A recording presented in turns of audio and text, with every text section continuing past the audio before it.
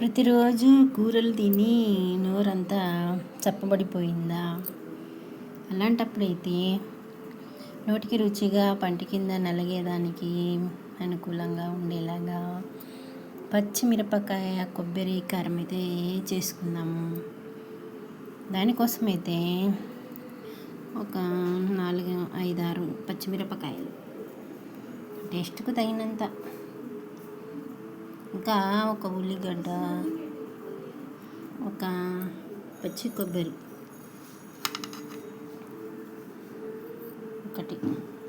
ఒక టెంకాయ చిప్పల నుంచి హాఫ్ తీసుకోవాలన్నమాట.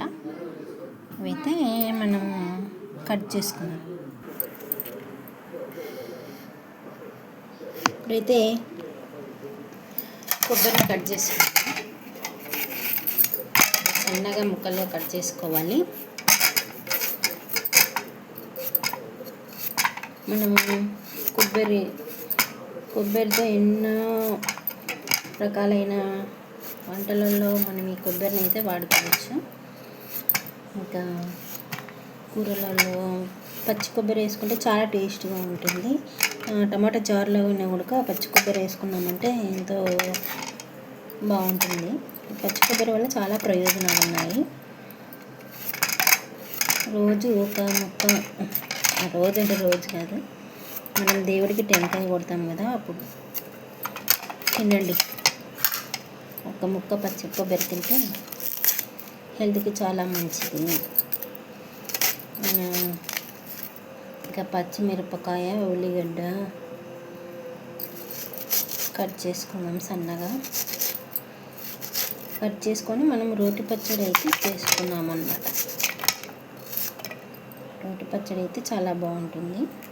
ఇంకా దానికైతే ఉల్లిగడ్డ ఒకటైతే సరిపోతుంది. లావుపాటి మీడియం సైజ్, చిన్నది కాకుండా లావుది కాకుండా ఇలాగా మీడియం సైజుతో మనం ఉల్లిగడ్డని అయితే కట్ చేసుకోవాలి. ఇంకా పచ్చిమిర్చిని కూడా కాస్త రోట్లో వేసుకుంటాం కాబట్టి ఇలా సన్నగా కట్ చేసుకుంటే సరిపోతుంది. ఇంకా ఇదైతే మొత్తం మనము రోట్లో వేసుకొని దంచుకొని, ఇంకా ఉప్పు వేసుకొని దంచుకొని మనం ఇప్పుడైతే ఆ ప్రాసెస్లోకి వెళ్ళిపోదాం. రోట్లో దంచేసుకుందాం.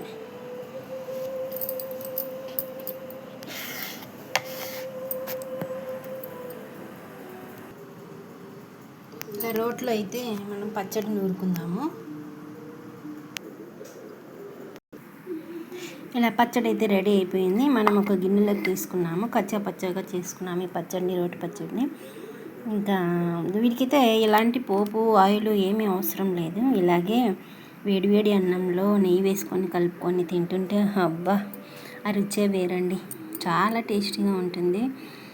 ఏ కూర తిన్నా కూడా అంత రుచిగా ఉండదు. ఇంకా అన్నంలో ఇలా పచ్చిమిరపకాయలు, వెల్లుల్లి వేసిన, ఉల్లిగడ్డ వేసిన, కొబ్బరి వేసిన కారం తిన్నామంటే అబ్బా చాలా బాగుంటుందండి. మీరు కూడా ఒకసారి ట్రై చేయండి, చాలా బాగుంటుంది. ఈ కొబ్బరి చాలా ప్రోటీన్స్ ఉంటాయండి కొబ్బరిలో.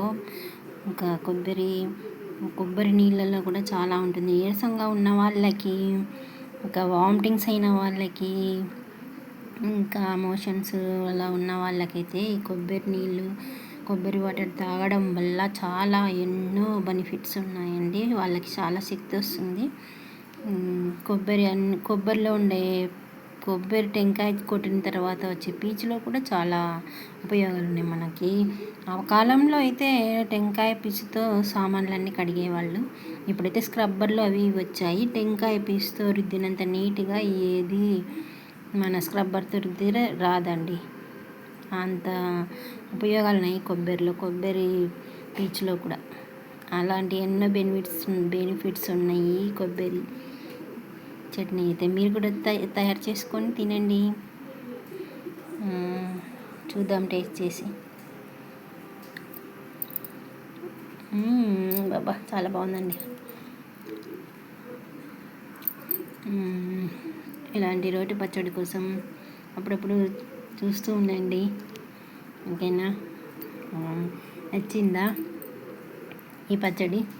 నాకైతే నచ్చింది. మీకు కూడా నచ్చుతుంది చేసుకొని తినండి. నచ్చింది అనుకుంటే ఒక్క లైక్ ఇవ్వండి, సబ్స్క్రైబ్ చేసుకోండి. ప్లీజ్ ఎంకరేజ్ చేసి సపోర్ట్ చేయండి. మళ్ళీ మరో వీడియోలో కలుసుకుందాం. Okay, bye children's.